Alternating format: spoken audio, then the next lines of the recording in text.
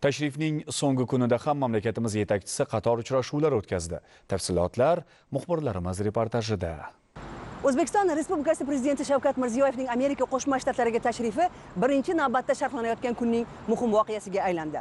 Ekspert va tahlilchilarning fikricha, bu tashrif haqiqatan ham tom ma'noda tarixiy ahamiyatga ega. Chunki ikki mamlakat o'rtasida ko'p qirrali hamkorlikni yanada mustahkamlashga qaratilgan qator muhim qarorlar qabul qilindi. Bundan tashqari xabar berib borayotganimizdek, mamlakatimiz rahbari Birlashgan Millatlar Tashkiloti Bosh Assambleyasining minbaridan nutq so'zladi. Unda prezidentimiz global hamkorlikni kengaytirishga qaratilgan qator dolzarb tashabbuslarni ilgari surdi. Tashrifning 24-sentyabr kunidan ham bir qator muhim tadbirlar o'rin olgan. Ularda asosiy e'tibor ikki tomonlama hamkorlikni rivojlantirishga qaratilyapti. Birlashgan Millatlar Tashkiloti Bosh Assambleyasining yubiley sessiyasi tadbirlarida ishtirok etish doirasida O'zbekiston Respublikasi Prezidenti Shavkat Mirziyoyev 24-sentyabr kuni o'zi uchun ajratilgan qarorgohda Amerika Qo'shma Shtatlari Kongressi a'zosi, Vakillar palatasidagi O'zbekiston bilan hamkorlik bo'yicha kokus raisi Trent Kelli va Missisipi shtati Milliy gvardiyasi qo'mondoni general-mayor Bobbi Jinni qabul qildi. O'zbekiston Amerika Qo'shma Shtatlari strategik sheriklik munosabatlarini yanada kengaytirish, shu jumladan parlamentlararo muloqotni mustahkamlash masalalari ko'rib chiqildi. Parlamentlararo muloqot va almashinuvlar jadal rivojlanib borayotgani mamnuniyat bilan qayd etildi. Kongress Senati va Vakillar palatasi a'zolari O'zbekistonga muntazam tashrif buyurmoqda. O'zbekiston bilan hamkorlik bo'yicha kokus faol ishlamoqda. Uning tarkibi kengaymoqda. Kongressda har yili ikki mamlakat parlamentlari o'rtasidagi hamkorlikni mustahkamlashga xizmat qilayotgan O'zbekiston kunlari o'tkazib kelinmoqda. Amerika Qo'shma Shtatlarining Missisipi shtati bilan savdo, iqtisodiy va madaniy gumanitar aloqalarga yuksak baho berildi. O'zbekiston bilan Amerika Qo'shma Shtatlari o'rtasidagi strategik sheriklikni yanada kengaytirish, oliy darajada erishilgan kelishuvlarni amalga oshirishda Kongressni qo'llab-quvvatlovi muhim ekani ta'kidlandi. Suhbat yakunida yaqinda Kongress delegatsiyasi va Missisipi shtati ishbilarmonlarining O'zbekistonga tashrifini tashkil etishga kelishib olindi. Men Prezident Shavkat Mirziyoyev bilan uchrashganimdan juda mamnunman. Prezident milliy hamda global miqyosda ulkan salohiyatga ega bo'lgan va uzoqni ko'ra oladigan yetakchidir. Ikki davlat rahbarlarining muloqoti O'zbekiston hamda AQSh o'rtasida tobora kengayib borayotgan hamkorlikni yangi bosqichga olib chiqadi. Ikki mamlakatning parlamentlararo aloqalari tobora mustahkamlanib boryapti. O'zbekiston bilan hamkorlik bo'yicha kokus faol ish olib bormoqda. Oldinda biz birgalikda amalga oshiradigan ishlarimiz ko'lami keng. Prezident Shavkat Mirziyoyevning bu yerda bo'lishi juda muhim. Ayniqsa bizning O'zbekiston bilan hamkorlik bo'yicha kokusimiz faoliyatining yanada rivoj topishi uchun katta ahamiyat kasb etadi hamda aloqalarimizni yanada mustahkamlashga yordam beradi. O'zbekiston prezidentining Markaziy Osiyodagi yetakchilik roliga kelsak, Shavkat Mirziyoyev mintaqada juda katta salohiyatga ega. U butun mintaqada ochiqlik siyosatini rivojlantirish yo'lida katta ishlarni amalga oshirmoqda. Uning islohotlari, siyosiy irodasi va konstruktiv aloqalarni rivojlantirishdagi yondashuvi nafaqat O'zbekiston uchun, balki butun Markaziy Osiyo uchun nihoyatda muhim ahamiyat kasb etmoqda. O'zbekiston Respublikasi Prezidenti Shavkat Mirziyoyevning Amerika Qo'shma Shtatlariga qilgan tashrifi haqiqatan ham tarixiy va unutilmas voqeaga aylandi. Mazkur safar nafaqat ikki davlat o'rtasidagi do'stlik va hamkorlikni yangi bosqichga olib chiqdi, balki mamlakatimizdan uzoqda yashab kelayotgan vatandoshlarimiz qalbida g'urur va iftixor tuyg'ularini kuchaytirdi. Ular prezidentimizni katta hayajon, samimiy quvonch bilan kutib oldilar. Shu munosabat bilan Amerika Qo'shma Shtatlarida O'zbekistonga bo'lgan samimiy munosabat va vatanga sadoqatni namoyon etgan ko'plab tadbirlar tashkil etildi.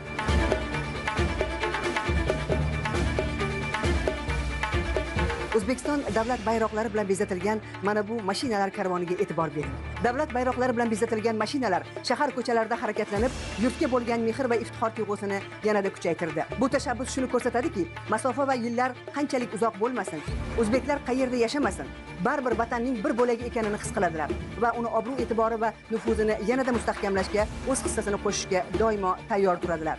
Shu tariqa prezidentimizni tashrifi nafaqat O'zbekiston va Amerika Qo'shma Shtatlari munosabatlarida yangi davrni boshlab berdi, balki xorijdagi vatandoshlarimiz uchun haqiqiy birlik va vatanparvarlik bayramiga aylandi.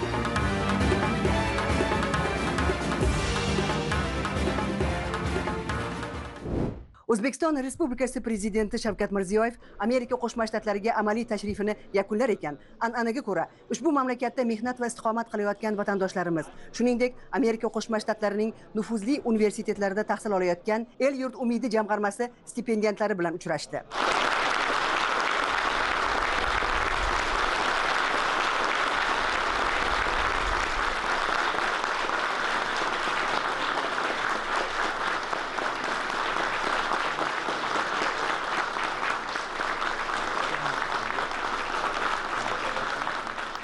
Norasmiy muhitda o'tgan samimiy suhbat davomida yangi O'zbekistondagi islohotlarni amalga oshirish bilan bog'liq masalalar, xususan ularni faol ilgari surishda vatandoshlar va ularni birlashtiruvchi tashkilotlarning ishtiroki muhokama qilindi.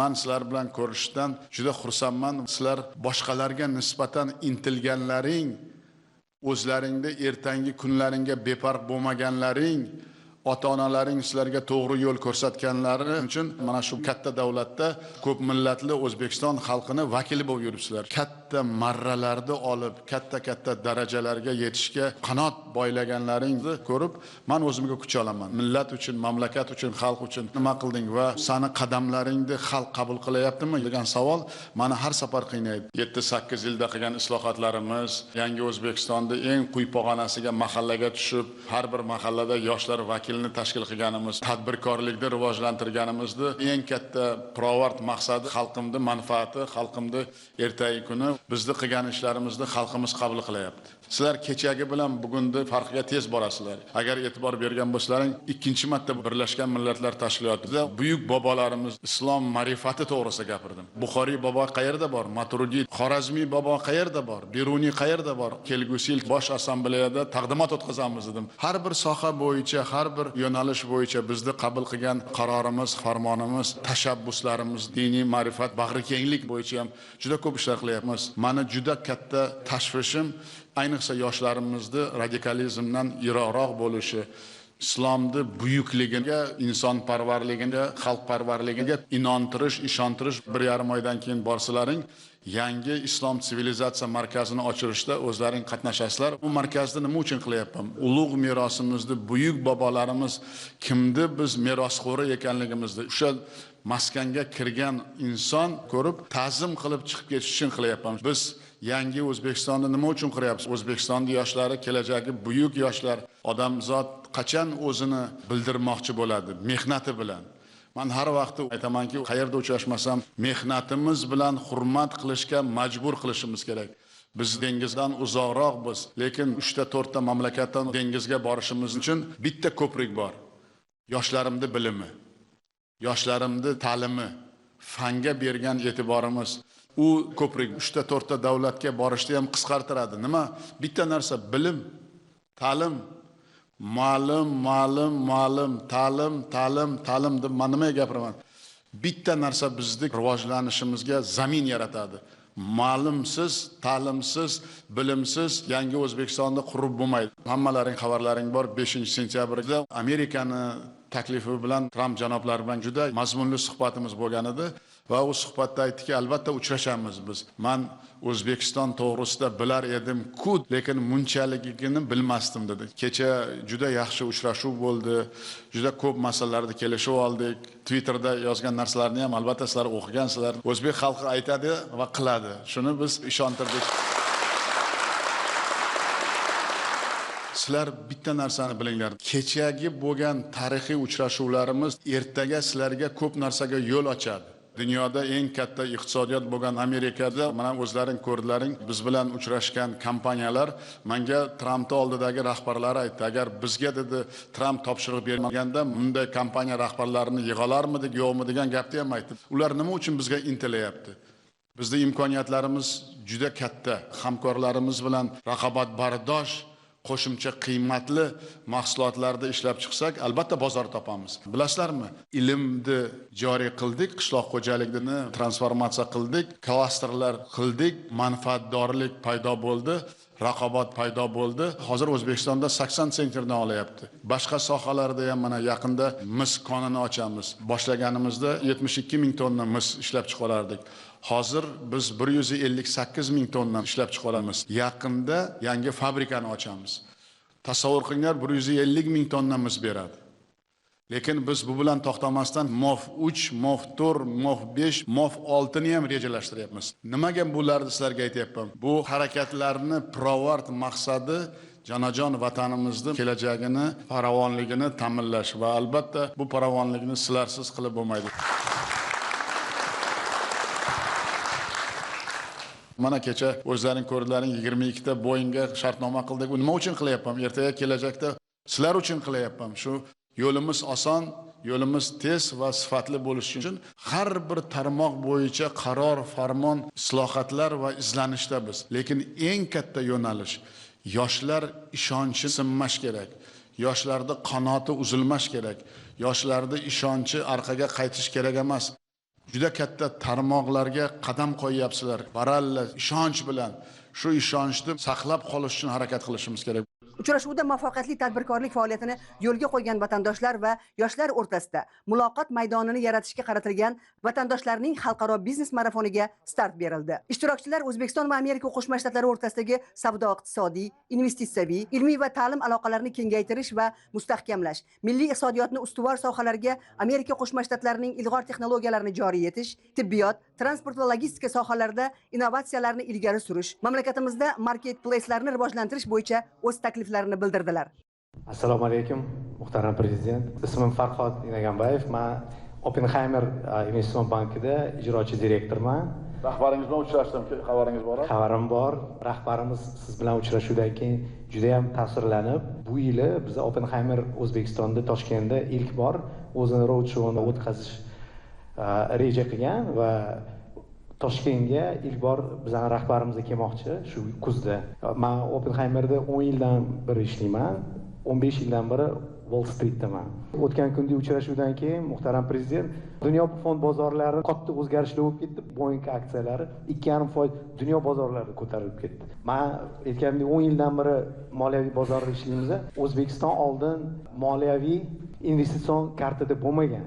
Oxirgi 7-8 yil ichida O'zbekiston shunaqa sakrash bo'ldiki, 1-2 oy oldin O'zbekiston reytingi yana bitta pog'onaga ko'tarildi, 2B S&P Fitchlar orqali. Bu degani O'zbekistonning hozirgi kredit reytinglari kuchli, baquvvatli boshqa mamlakatlarda ancha yuqori, ancha jozibali. O'shaning uchun har gal biz ertalab ishga kelganimizda O'zbekistonni bundan ko'rib qo'ysak, kechadan beri meni hamma tabriklashyapti. O'shaning uchun faxrlanaman, g'ururlanaman.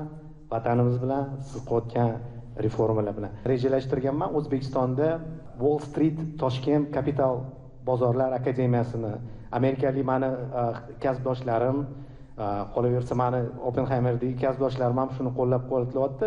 Toshkentda shunaqa bir akademiya ochib, bu akademiyani asosiy maqsadi O'zbekistondagi institutsional tashkilotlar, korxonalar, korporatsiyalar, banklar va qolaversa viloyatlar ularni mana shunaqa kapital bozori konseptual asoslariga bo'yicha trening qilish va eng muhim savol compliance bo'yicha trening qilishga mo'ljallangan shunaqa bir akademiya ochish nimasidaman. Men juda qo'llab-quvvatlayman. Mana Qudratov va Saidov o'tiribdi.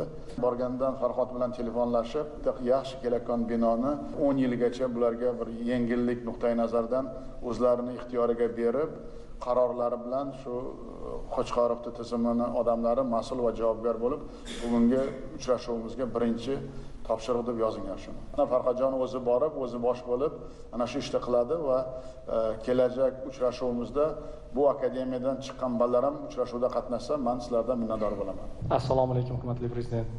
Sizni Nyu-York shahrida ko'rib turganimizdan juda ham xursandmiz.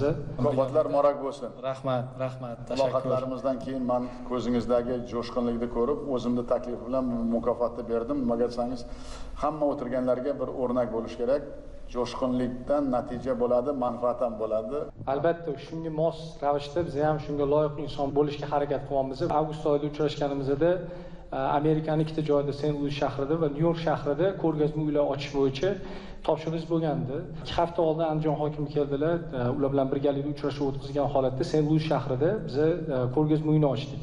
Hozir meni jamoam 10 kundan beri Nyu-Yorkda birgalikda ishlab, keyingi joyi ochish ustida ishlab boryapmiz.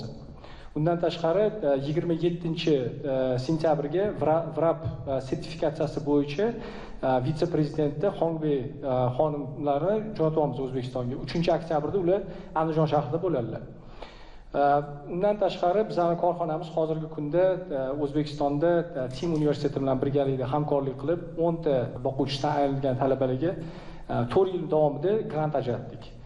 Va undan tashqari, hurmatli prezident, maxsus loyihamiz bor. Buni biz O'zbekiston uchun alohida ushlab turgan loyihamiz edi. Holler Hub degan biz platforma yaratganmiz. Ya'ni bu ishlab chiqaruvchi va yuk tashuvchilarni bir-birini bitta joyda, bitta platformada jamlaydi. Mana endi bu platforma hozirgi kunda Amerika Qo'shma Shtatlarida ishga tushgan, Amerikada ishlab boryapti. O'zbekistonda yarim qismini biz ishga tushirdik. Keyingi 6 oy davomida qolgan to'liq qismini ishga tushira olamiz. Agar biz xursand bo'lardikki, bizani o'zimiz 6 million dollar pul sarfladik bu narsaga. Endi biz xohlardikki, hozirgi kunda bu platformamizning narxi 25 million dollardan oshgan. Agar biz xohlardikki, O'zbekiston tomonidan 2,5 million dollar investitsiya qilinsa shu loyihaga, bu loyiha to'liq O'zbekistonda ham ishga tushadi va bundan tashqari biz xalqaro logistikada ishlaganligimiz uchun butun xalqaro logistikani zanjirini O'zbekistondan to Amerikaga bo'lgan qismini biz to'liq qoplaymiz va to'liq buni platformada real vaqtda o'zingizga ko'rsatib tura olamiz. Nima yuklar chiqyapti, qayerga ketyapti, yuklarimiz bizani O'zbekistondan chiqayotgan ishlab chiqaruvchilarimizni yuklari tezroq yetib kelish yo'llarini, zanjiriga bu juda ham qulay platforma bo'lgan bo'lardi va juda ham bir ko'rib turishga, kuzatib turishga juda ham yaxshi platforma bo'lardi. Mafayevga aytasan, jamg'armamizdan o'zing ham o'yla, Saidazim bilan bir muloqot qilinglar. Shu kechi bilan bir 15 kun ichida bu pulni o'tkazib, hamkorlikda bir qo'shma korxona qilib, buni amalga oshirsak, bu juda katta O'zbekistonga o'zini natijasini, pirovard maqsadiga erishishini men bunga ishonaman. Birgalikda hamkorlikda ishni Saidazim bilan tezroq boshlangan. Ma'qul? Rahmat katta yana bir o'zimni shaxsiy ichimdan shu bir anaqam bor edi. Sizni shunchalik vatanparvarligingiz uchun, O'zbekiston uchun, biznes tadbirkorlik uchun qilayotgan katta ishlaringiz va Amerikaga bunaqa yo'l ochib berganingizni o'zi biz uchun juda ham katta motivatsiya, juda ham katta kuch. Biz endi bu yoqqa to'xtamaymiz. Birgalikda ishlab, yana ham yuqori natijaga birgalikda erishamiz. Rahmat, bir so'zli bo'lganingiz uchun Tramp janoblari aytgandek, bir so'zli inson ekaningizlar. Shu narsa haqida rahmat. Assalomu alaykum, hurmatli prezident. Kattakon rahmat bugungi uchrashuvga qatnashib turganimdan juda ham xursandman.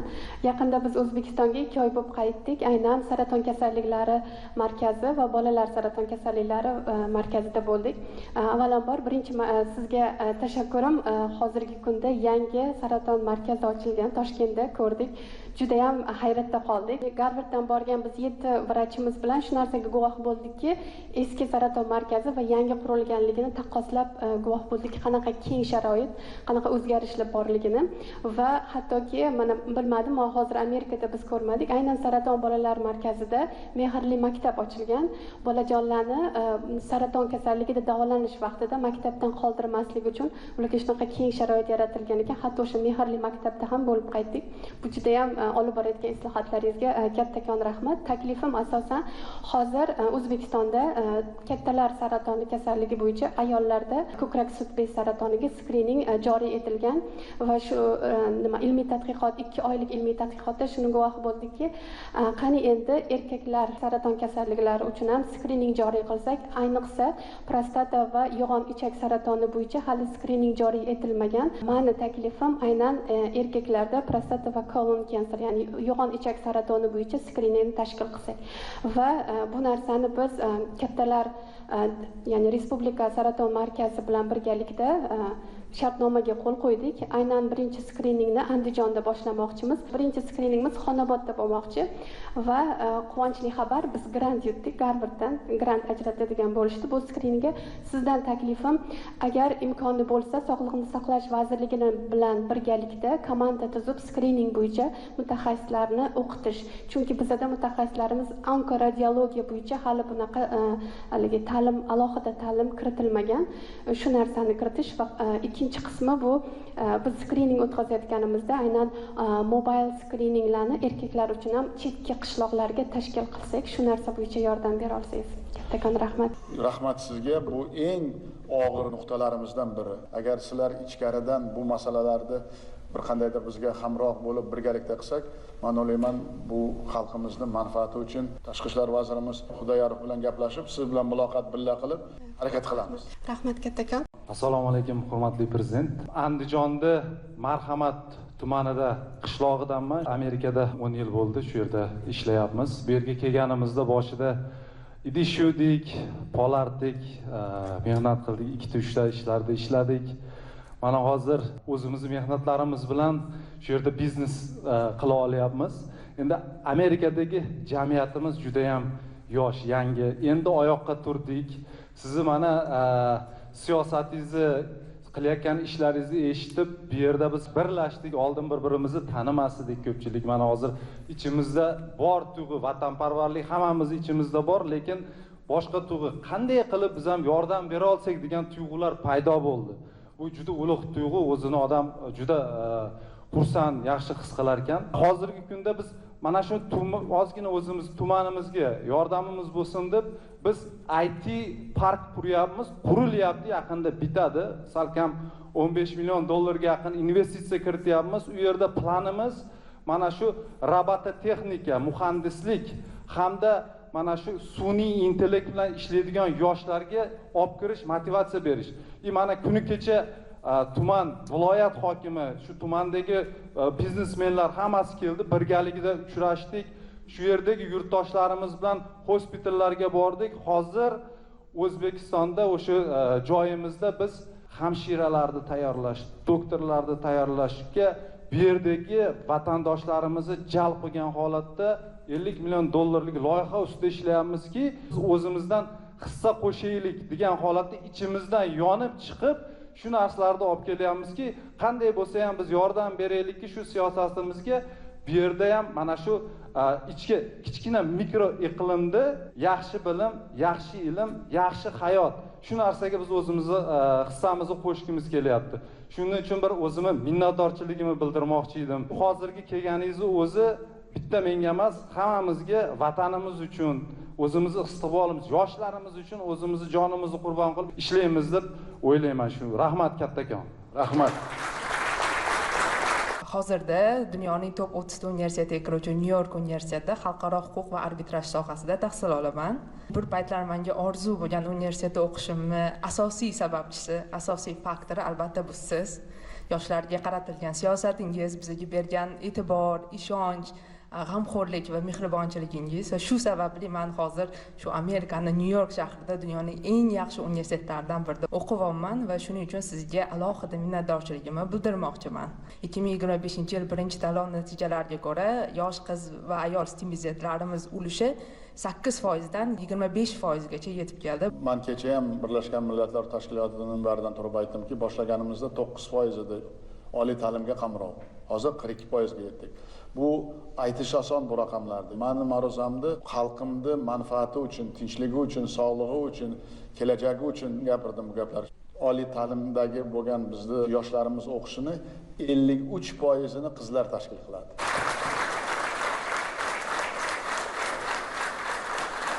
Yoshlarimiz orasida targ'ibot ishlarini kuchaytirish maqsadida bitta taklifim bor, agar ijozat bersangiz. Biza hozir 21-asr global informatsion davrda yashayapmiz. Bizga juda ko'p ma'lumotlar keladi, lekin shu ma'lumotlar ichidan muhim, saralangan, biz uchun kerakli ma'lumotlarni olish ba'zida yoshlarimiz uchun qiyin yoki juda ko'p vaqtni olishi mumkin. Shu sababli shu yo'lni bosib o'tgan, xorijda ta'lim olgan yosh mutaxassislar va maktab studentlari yoki bo'lmasa universitet studentlari o'rtasida tizimlashtirilgan mentorlik kurslarini tashkil qilsak, sohaga maxsus bo'lgan, xoh bu huquqshunoslik bo'lsin, iqtisodiyot bo'lsin, IT bo'lsin, soha uchun maxsus bo'lgan forumlar, sessiyalar tashkil qilib, yoshlarni chaqirib, ularni ishtirok etishi targ'ibot qilsak, ular uchun juda ham katta ko'mak bo'lgan bo'lardi. Sizdagi prezidentimiz O'zbekiston el-yurt jamg'armasi bizlar bilan birga bo'lar ekan, hech qaysi orzuyimiz armon bo'lib qolmaydi bizlarni. Rahmat. Saodatxonning takliflari juda o'rinli. Bu faqat ongimiz o'zgaradi, ishlarimiz tezlashadi va natijadorlik yuqori bo'ladi. 7 yildan beri tadbirkorlik bilan shug'ullanaman. Yellow kompaniyasining asoschisi bo'laman. Hozirgi kunda 200 tonnadan oshiq yukka kompaniyamiz import va eksporti bilan shug'ullanadi Amerikaga. Bizning kompaniyamizning asosiy maqsadi O'zbekistondagi ishlab chiqarilayotgan mahsulotlarni hozir o'zingiz ta'kidlab o'tganingizdek qo'shimcha qiymat bilan Amerika bozorlariga olib kelib, Amazonda yoki bo'lmasam katta supermarketlarida bizning o'zbek tadbirkorlarimizning mahsulotlarini qo'shimcha qiymat orqali foyda olishi. Bizga bitta bino kerak bo'ladi, shu tadbirkorlarni o'zini Amazondagi polkalarga, Walmartga, katta supermarketlarga o'rgatish. Biz nafaqat O'zbekistonning tadbirkorlari ishlab chiqarayotgan mahsulotlarni, balkim soft skill deydi, O'zbekistondagi yoshlarni bilimlarini ham eksport qilishga harakat qilyapmiz. Ya'ni hozirgi kunda o'z tashabbusingiz bilan ochilgan IT parkda biz birinchi rezidentlardan hisoblanamiz va 600 ga yaqin ishchi o'rni yaratganmiz O'zbekistonda. 2026-yilda biz o'zingizni soliqlardan qilib bergan yengilliklaringizdan foydalanib 2000 ta ishchi o'rni yaratishga reja qilganmiz. Hurmatli prezident, 3-4 kundan beri ko'ryapmiz. Amerikaning nufuzli firmalari bilan qabullar olib boryapsiz. Bu charchamaganingizni ko'rib biz energiya olyapmiz. To'g'risi, bitta narsa aytmoqchi edim, hurmatli prezident, siz bilan faxrlanamiz har doim va bizani yurtimiz tinch bo'lishida, yoshlarni qo'yib aytgandek mana katta kompaniyalarda 100 milliardlik do'g'orlar qilinishlari bizani kelajagimizga foydavor. Bu bizani kelajagimizni buyuk bo'lsin deb o'zingizni ayamasdan qilayotgan har bitta harakatingizda biz yelkadoshmiz. Xudo xolasa keyingi kelishingizga aniq raqamlar bilan biz Amazon polkalarida, Walmartlarda, katta supermarketlarda o'zbek tovarlarini bo'lishini ta'minlashga va'da beramiz. Niyatlaringiz uchun rahmat. Biz hammamiz bir yoqadan ishlayapmiz. Zamon shiddat bilan o'zgaryapti. Bugun uxlab qolsak, ertaga ko'p narsani yo'qotib qo'yamiz. Mana o'zlaring ko'ryapsizlar, qanday kompaniyalar bilan uchrashyapman. Men bir narsaga bu safar xursandmanki, ular O'zbekiston to'g'risida boshqa fikrda bo'libdi. Men juda xursandman. Bu safar juda katta motivatsiya bilan ketyapmanki, yo'limiz to'g'riligidan bu Amerika kompaniyalar juda katta ishonch bilan qarayapti bizga. Bu bo'lmagan oldin. Jamshidbek aytgan masalalarda viloyatlarda bo'ladi, Toshkentda bo'ladi. Qaror qilib bu binolarda hammasini bir 10 yilga bepul berib, 10 yildan keyin davlat xususiy sherikchilik qilamiz. 2 oyda ichida Vazirlar Mahkamasining qarori, prezident qarori qo'l qo'yishga ham men tayyorman. Shunday qilsak ma'qulmi? Katta rahmat. Sog' bo'ling. 7,5 yildan beri Qo'shma Shtatlar, Pensilvaniya shtat, Filadelfiya shahrida yashab kelaman oilam bilan birga. Siz bu yerda ko'rib turganimdan juda ham xursandman. Juda katta energiya, motivatsiya olyapman. Bu yerda sizni Amerikaga kelgan tashrifingiz kuni 3-o'zbek oshxonamizni faoliyatini boshladik. Undan tashqari logistika hamda avtomashinalarga xizmat ko'rsatish shoxobchasini boshqaramiz. Asosiysi qilayotgan ishlarimiz Andijon viloyati Oltinko'l tumanida sizni olib borayotgan siyosatingizdan ruhlanib, ta'limga berayotgan e'tiboringizni eng muhim ustuvor vazifa qilib belgilaganingiz uchun xalqaro maktabni qurishni boshlab 70% ga ishlarini yakunlaganmiz. Oltinko'l tumanida 400 o'rinli hech qanday davlat kreditlarisiz Amerikadan borayotgan investitsiya hisobiga xalqaro maktabni qurishini 70% yakunladik. Xudo xolasa 2026-yil sentyabr oyiga faoliyatini boshlaydi. Asosiy yo'nalish ingliz tili va xitoy tili qilib belgilaganmiz va yonida 250 nafar yosh bolalarga xalqaro bog'cha qurish ishlari boshlangan. Umumiy investitsiya miqdori $1,200,000 o'z mablag'larimiz evaziga.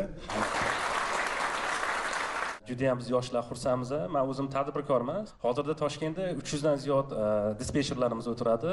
Hammasi 24 soatlik servis. Hozirda menda 1000 dan ortiq trak bor, 2000 ga yaqin treyler. Men yaqinda zavod bilan promo ishni boshladim. Freightliner va Volvo. 350 ta trak kelyapti 2 oy ichida. Undan oldin ham 20-30 million dollarlik traklarimni oldim. IT parkda rezidentman. Har oyiga 700 mingdan 900 ming dollargacha oylik chiqazaman. Juda katta rahmat aytmoqchiman. Nega? Oldingi davrda biz pul chiqaza olmasdik. Men 2009-yil kelganman AQShda.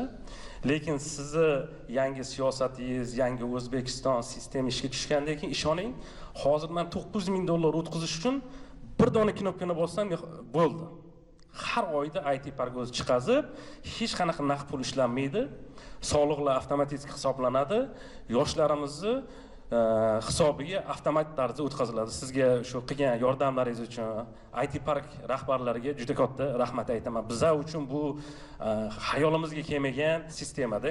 Hozirda bizlarda sal shu binodan muammo. Qanday bino bo'lish kerak? Endi bizlarda biznesda hozir 300 ta bola 24 soat mana hozirgi mahalda ishlab o'tiribdi. Sizga salomimni yetkazib qo'yishni aytishdi.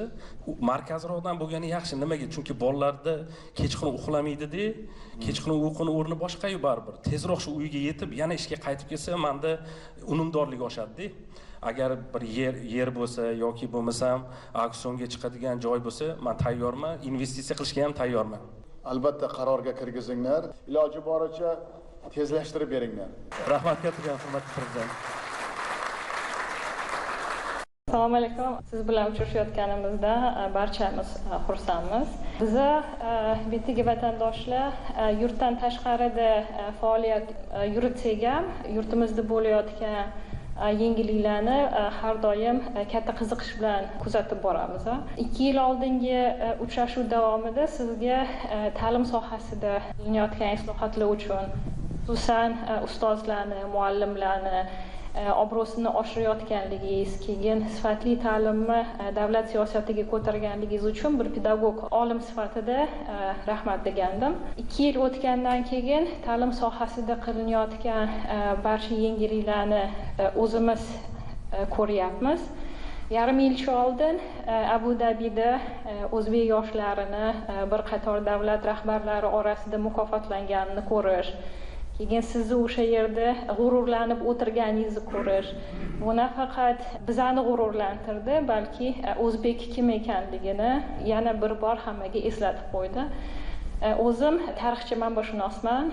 Markaziy Osiyoda, xususan yurtimiz tarixida ayollarning jamiyatda tutgan o'rni bilan shug'ullanaman. Asosan O'zbekistonda joylashgan arxivlarda o'rganilmagan qo'lyozmalar bilan, hujjatlarimiz bilan shug'ullanaman.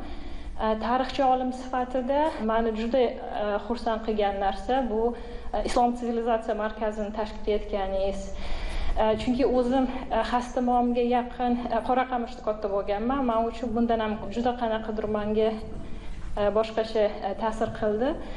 Keyin yurtimizdan chiqib ketgan qadimgi artefaktlarimizni qaytarilayotganligi, bundan juda xursand bo'ldim. Yana tariximizga alohida e'tibor berayotganligingizdan sizga katta rahmat aytaman. O'zingiz ko'p ta'kidlaganingizdek, tariximizni yaxshi bilmasak, biz hali buyuk kelajak ham qura olmaymiz. Afsuski, o'zimizning tariximiz hali o'rganilmagan qo'lyozmalar sahifalarida yotibdi. Minglab qo'lyozmalarimiz o'rganilmagan. Shuning uchun ayollarni yurtimiz tarixida naqadar o'rni yuqori bo'lganligini oxirigacha o'zimiz ham hali yaxshi anglamaymiz. Bizning yurtimizda ayollarga barcha imkoniyatlar eshigi ochilyapti. Barcha sohalarda, ta'limdan tortib davlat boshqaruvigacha bu imkoniyatlar, bu tarixiy burilish deb o'ylayman va ayollar tarixi bilan shug'ullanuvchi bir olim sifatida sizga katta rahmat aytmoqchiman. 2 yil oldin ikkinchi monografiyamni sizga sovg'a qilgandim. Ruxsat bersangiz, o'sha paytda bitta kitob yozmoqman degandim, yangi monografiya. Bu o'shanisi. E'tibor bersangiz, bu kitob Cambridge universitetida nashrga chiqdi. U top birinchi 3taliga kiradi dunyoni. Birinchi o'zbek muallifini birinchi kitobi, ilmiy kitob.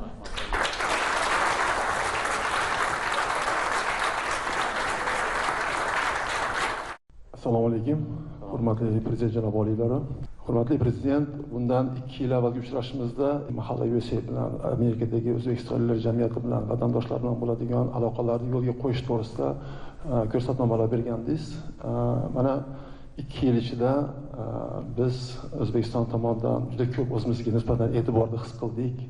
Birinchi navbatda men aytgan bo'lardimki, bu ma'rifiy ma'naviy yo'nalishda juda ko'p bizda hozir O'zbekiston tomonidan bizga juda ham ko'p kitoblar, ya'ni biz shularning yordamida juda katta Amerikadagi jamiyatlar ichida eng katta kutubxonasi bor jamiyat desak bo'ladi o'zimizda, ya'ni ilmiy, badiiy kutubxonamiz rivojlandi. Ikkinchidan 9 yildan beri yilda 2ta turnir qilamiz. Bittasi Mustaqillik kubogi, ikkinchisi Navro'z kubogi.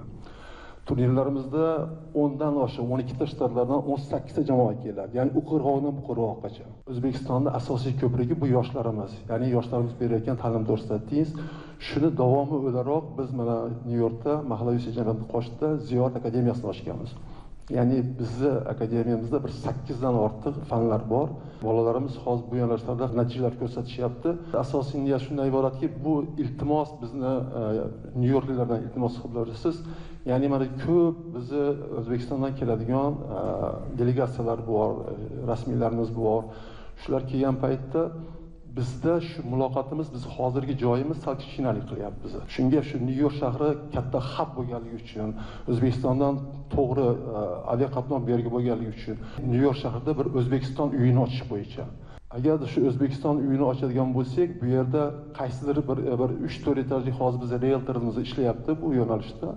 Ya'ni bizni o'zimiz u yerda qaysidir bir etajini bizni mahalla USA'da Ziyorat akademiyasiga bersak, ya'ni o'sha yerda o'qiyotgan bolalarimiz kelajakda shu yerdagi Amerikadagi nufuzli oliygohlarga tayyorlanishda mana o'zimizda universitetlarda o'qiyotgan tajribali ustozlarimiz bor. Bular kelib turib yordam berishsa, bizga bir motivatsiya berishsa, undan tashqari O'zbekistondan keladigan mehmonlar uchun bir 100 o'rinlik konferens zal bo'lsa bir qavatida. Shunaqa chiroyli joylar qilsak. Amerikada 2026-yilda bo'ladigan jahon chempionatiga tayyorgarlikni boshlab yubordik. Ya'ni Uzbek American Fan Clubni ta'sis etdik. Shuni hozir bizning taklifimiz, xudo xolasa keyingi yilda O'zbekistondan keladigan barcha mehmonlarni, shu jahon chempionatiga keladigan mehmonlarni qaysi shtatlarda biz guruhga tushadigan bo'lsa, terma jamoamiz o'sha shtatlarda borib turib bizni O'zbekiston kunlarini tashrif qilishga biz tayyormiz. Amerikadagi vatandoshlarimiz elchixona boshchiligida. Biz shuning uchun bu yerda O'zbekiston madaniy, ma'rifiy, madaniy kunlari, qandaydir bir boshqa bir chiroyli tadbirlarga tayyorgarlik ko'ryapmiz. Ruxsat bersangiz, ramziy ma'noda shu bir nima qilganmiz, libos qilganmiz. Iltimos, sizga bir tashkiliy qo'mita nomidan shuni bir topshirishga bir jazm qildik. Bu bizda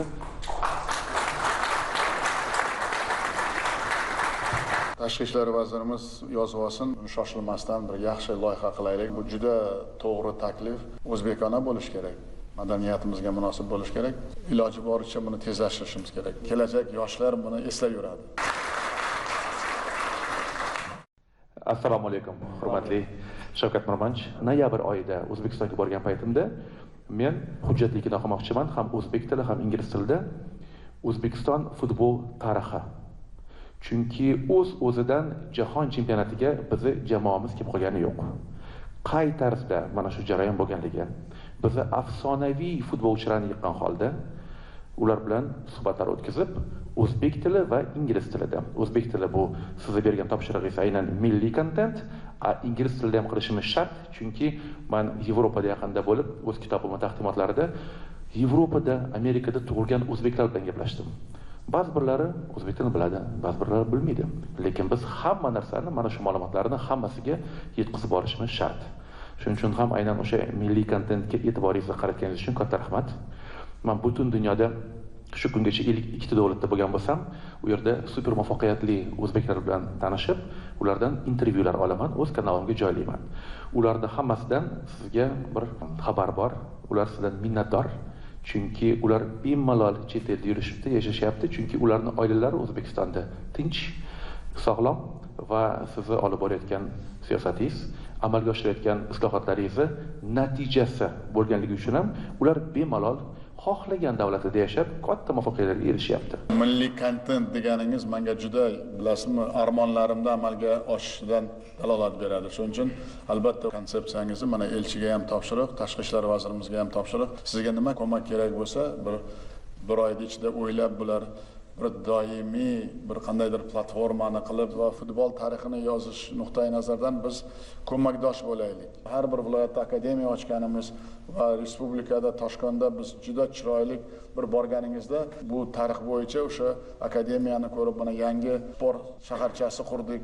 Yerda ham borib ko'rish kerak. Buni juda chiroyli qilib, elga, dunyoga tarannum qilsa, bu to'g'ri bo'ladi.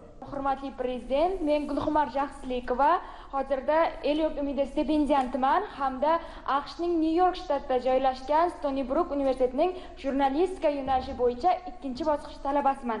Bilasizmi, hurmatli prezident, bir paytlar Amerikada o'qiyman desam menga hech kim ishonishmagan. Chunki albatta chekka qishloqning, oddiy oilasining yana 5 ta qiz farzandning orasida ulg'aygan bir qizning Amerikada o'qishi bu imkonsizdek narsa edi. Lekin bugungi kunda o'sha chekka qishloq qizining Nyu-Yorkda o'qishi va shunday davrada sizning oldingizda nutq so'zlashi bu albatta bugungi kunda sizning ta'lim kelajak poydevori degan g'oyalaringiz asosida qilinayotgan islohotlaringizning natijasi deb bilaman.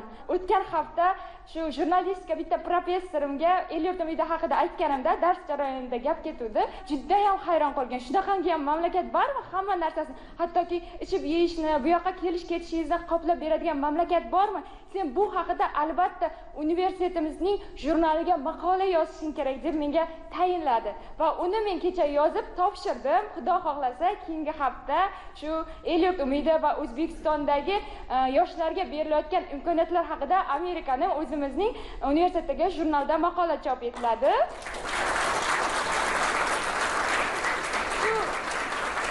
Professorimga O'zbekistondagi yoshlarga bo'lgan imkoniyatlar haqida aytar ekanman. O'zim sizdek prezidentimiz bor ekanligiga va aynan O'zbekistonning farzandi ekanligimga rostini aytaman, o'zimda yo'q faxr hissini tuydim. Hurmatli prezident, bizdek jasvarga bergan isinimiz hamda cheksiz imkoniyatlaringiz uchun butkul O'zbekiston hamda Qoraqalpog'iston jasvari atnan sizga cheksiz minnatdorchilik bildiraman. Kelajakda shu yelimizning bayrog'ini ko'klarga ko'taradiganday fidoyi jurnalist bo'lishga o'zim so'z beraman. Gulxumor qizim mana shunday jo'shqin, yuragi porloq Qoraqalpoq qizim borligidan men g'ururlanaman. Qizim, iloyim sizni baxtingizda kamolni ko'rish menga ham ota-onangizga o'xshab nasib qilsin. Bugun ota-onaga zavand qilib ayting, rahmat deb aytdi prezidentim deb ayting. Sog' bo'ling. El yurt umidi fondi stipendiantiman. Amerika Qo'shma Shtatlaridagi eng nufuzli gaz va elektr ta'minotini yetkazib beradigan kompaniyada 1,5 yil to'liq stavkada amaliyot o'tashga muvaffaq bo'ldim. Bilasizmi, hurmatli prezident, El yurt umidi fondi stipendianti sifatida hamma aytgan narsadan tashqari, masalan, o'sha siz berayotgan e'tibor, ishonch hech qaysi pulga sotib olmaydigan bu ichki xotirjamligi. Hurmatli prezident, El yurt umidi fondi stipendiantlari biz hozir o'z oldimizga katta bir maqsad qo'ydik, ya'ni muhandislik sohasini O'zbekistonda rivojlantirish bo'yicha jahon standartlarini va jahon muhandislik yechimlarini O'zbekistondagi universitet talabalariga yetkazish bo'yicha. Men bir narsani angladimki, hurmatli prezident, O'zbekistonda ham 1 yil o'qiganman. Bizning muhandislik maktabimiz juda ham a'lo shaklda. Ya'ni bizni o'quvchilarimiz matematikadan, fizikadan hech qanaqa muammosi yo'q. Ularga ozgina biz yo'nalish beradigan bo'lsak va chet el ekspertizasini O'zbekistonga kirgizib, o'zlarini oldidagi muammolarini studentlar bilan bo'lishib, ularni yechimlariga studentlarni agar jalb qiladigan bo'lsak, studentlarda ham o'qish jarayonida ishga ozgina moslashadida, o'qishni tugatishgandan keyin tayyor injener bo'lib chiqishadi va bu orqali biz injenerlarimizni keyingi maktabini juda ham kuchaytirib olamiz. Mana shu uchun katta rahmat, hurmatli prezident. Qayerda borib ishlaysiz? Manda takliflar bor Olmaliq meteorologik kombinatida, Geologiya vazirligida va Energetika vazirligida. Hozircha men to'g'risi o'rganmoqchiman, qaysi sohada O'zbekistonga eng ko'p foydam tegishi mumkinligini. Men ishonaman, hammalaringning niyatlaring shunday, millatimizga xizmat qilish. Yaxshi bo'lardi agar men taklif shunday beramanki, bizda bir yosh vazirimiz bor, Islomov degan geologiya vazirimiz. Sizni ta'limingizda shu geologiya yo'nalishi bo'yicha sizga o'xshagan mana shu farzandlarim borib o'qisa, taklif bersalaring, men minnatdor bo'laman.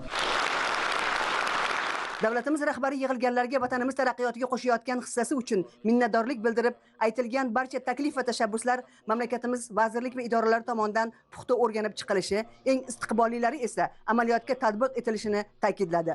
O'zbekiston prezidenti Amerika Qo'shma Shtatlarida el yurt umidi stipendiantlari soni 500 nafardan ortganiga alohida e'tibor qaratdi. Iste'dodli yoshlarni qo'llab-quvvatlash, ularning bilim va tajribasini ona yurtda qo'llash uchun imkoniyat yaratish davlat siyosatining asosiy ustuvor yo'nalishlaridan biri ekanini ta'kidladi.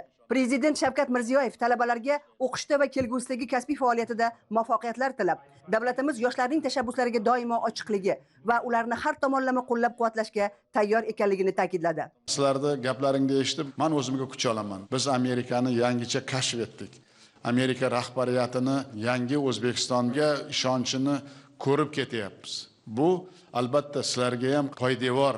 Men sizlardan bitta iltimosim, 1 daqiqa ham vatanni unutmasdan, iqtisodiyoti barqaror, rivojlanishi barqaror bo'lgan yangi O'zbekistonni qurishda menga ko'makchi bo'lishlaringni istardim. Bilinglarki, sizlarni intiqlik bilan vatan kutadi, prezident kutadi. Ana shu uchrashuvlarimda ham eng katta maqsadi sizlarni ishontirishki, islohotlar hech qachon ortga qaytmaydi, faqat oldinga bo'ladi. Orqada O'zbekistonim bor deb yurishlaringni men istayman va ana shunga sizlar munosibsizlar. Bitta narsani bilinglar, hamma sohalarda sizlarga munosib sharoit yaratish uchun harakat qilamiz. Yana bir marta sizlarni ko'rganimdan xursandman.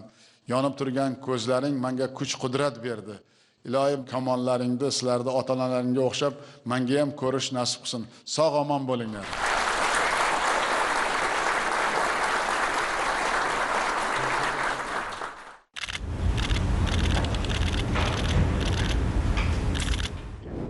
Shuning bilan O'zbekiston Respublikasi Prezidenti Shavkat Mirziyoyevning Birlashgan Millatlar Tashkiloti Bosh Assambleyasi 80-yubiley sessiyasi tadbirlarida ishtirok etish uchun Nyu-York shahriga tarixiy tashrifi yakunlandi. Prezident Shavkat Mirziyoyev Toshkent shahriga jo'nab ketdi.